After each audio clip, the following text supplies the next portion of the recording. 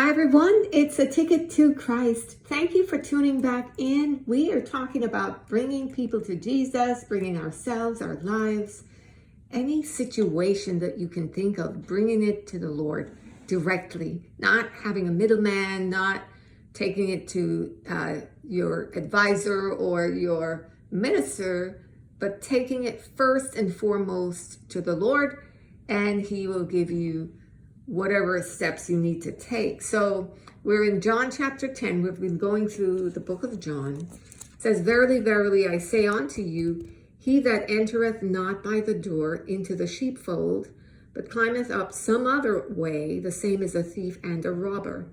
But he that entereth in by the door is the shepherd of the sheep. To him the porter openeth, and the sheep hear his voice, and he calleth his own sheep by name, and leadeth them out.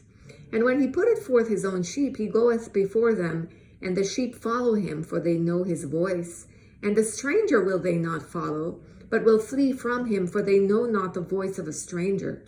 This parable spake Jesus unto them, but they understood not what things they were which he spake unto them. Then said Jesus unto them again, Verily, verily, I say unto you, I am the door of the sheep. All that ever came before me are thieves and robbers, but the sheep did not hear them. I am the door. By me, if any man enter in, he shall be saved, and shall go in and out and find pasture. The thief cometh not but for to kill and to steal and to destroy. I am come that they might have life, and that they might have it more abundantly. I am the good shepherd. The good shepherd giveth his life for the sheep. But he that is an hireling, and not the shepherd, whose own the sheep are not, seeth the wolf coming, and leaveth the sheep, and fleeth. And the wolf catches them, and scattereth the sheep. The hireling fleeth, because he is an hireling, and careth not for the sheep. I am the good shepherd, and know my sheep, and I am known of mine. As the Father knoweth me, even so know I the Father, and I lay down my life for the sheep." Okay, you can read on there. This is a lot here to unpack, but what jumps out at you? What are you seeing? What are you hearing? For me, what I'm getting, what I love is just the analogy that Jesus giving, that Psalm 23 analogy of the sheep and the shepherd, the good shepherd. The Lord is my shepherd, I shall not want. But what stands out, and I heard a preacher preach about this, so it stood out for me even more in verse 4. It says, "And when he putteth forth his own sheep, he goeth before them, and the sheep follow him, for they know his voice." And so Jesus goes before us. So he leads us, and he leads us, Psalm 23 says, in the paths of righteousness for his name's sake. So where you see people who say that they're coming to Jesus, or they have a relationship with directly to Jesus, if they're not following Jesus, they're not speaking honestly. They don't have a sober look at their own life, because if Jesus is leading your life, he's leading you, right? Not in unrighteousness. So if Jesus is leading your life, you're not going to be in immorality. You're not going to be doing pornography. You're not going to be sensual, being sensual. You're not going to those places. There's certain things you're not going to be listening to, certain types of shows you're not going to be watching, because Jesus is leading you.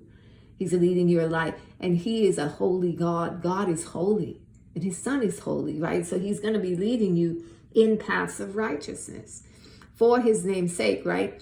But also leading you in, areas that are bringing you life in abundance. He talks about verse 10, "I am come that they might have life, and that they might have it more abundantly," right? So the good shepherd takes care of the sheep.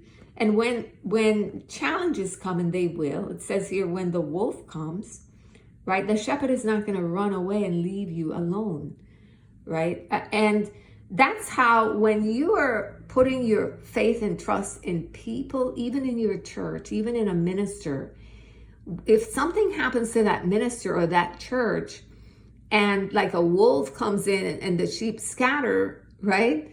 You're going to be, if they were your God and you had idols, you're going to be left in a place of desolation, right? But with Jesus, if you've been converted to Jesus, if your heart and your life are in him and that you're following him, whatever happens to anybody else, it's not going to shake your faith in God, and it will not cause you to fall away from God, because it was all about knowing his voice and following him, right? Verse 14, I am the good shepherd and know my sheep and am known of mine.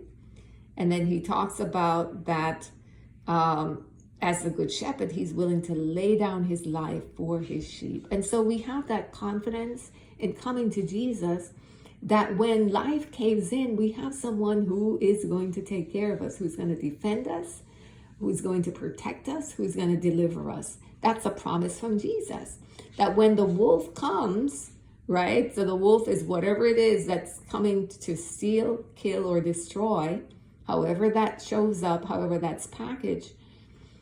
If you're a disciple of Jesus Christ, and if your life is in him, and if you're following his voice and following him, then Jesus is saying he takes up that responsibility of that good shepherd to protect the sheep. And so this is such a reassuring passage, and I encourage you to read it with Psalm 23 as well. I think pairing these two passages together would give you a rich understanding of your role and the role that the Lord says he has in your life, and what you can look forward to, and just really marinating and take satisfaction in being a part of the sheepfold, the sheep, one of Jesus is. And he talks about what that is, what that means to him, what that means for you, and just how valued you are, to the point of him laying down his life, right? Which he has done for us. And so I think that this is a good one also to just really reflect on and be grateful that you are in the family of God in this way, and that he has, that this is the role that Jesus has for us. Also, what stands out is that when he says in verse 3, to him the porter openeth, the sheep hear his voice, and he calleth his own sheep by name. I love that. Just the thought that Jesus calls us by name, and that we know his voice, right? Because we belong to him. How would a shepherd have that level of intimacy with his sheep other than he cultivates that relationship, spending time together, so that he knows you by your name? And that means he knows not just your name, say if your name is, Kathy, Susie, or whatever, not just your name, right? But the meaning, what you represent as a being, right? And he calls you by that name and leads you out, and you know his voice. So if somebody's coming with false doctrine, something inside of you says, wait a minute, that doesn't sound like Jesus. Something sounds off. It doesn't sound right. It's not resonating in me. The spirit that's in you isn't bearing witness to it, right? And that's a part of knowing the voice of the Lord. So beloved, that is it from me. We'll pick it up again tomorrow. Have a great day.